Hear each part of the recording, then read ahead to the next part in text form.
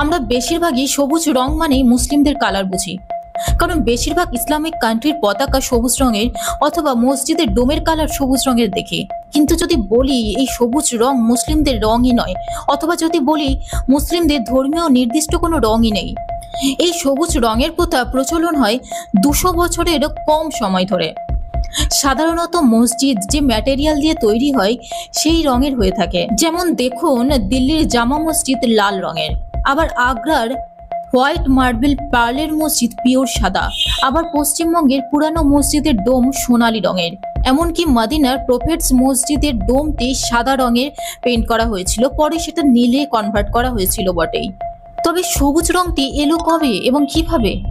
এটা এসেছে 1837 সালে তুর্কির উসমানিয়া সাম্রাজ্যের সুলতান দ্বিতীয় মাহমুদের আমলে।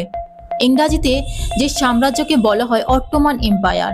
এখন এই সবুজ রংটি মুসলিমদের আধ্যাত্মিকতার রং হিসেবে চিহ্নিত করা হয়।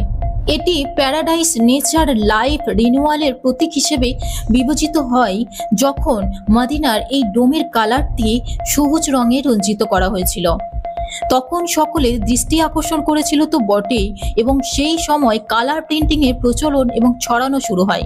তখন সবুজ রঙের ডোম বিশিষ্ট এই মসজিদে প্রিন্টিং ছবি সকলের নজরে এলো, এবং সেই থেকেই সবুজ রং মুসলিমদের রং হিসেবে উল্লেখিত।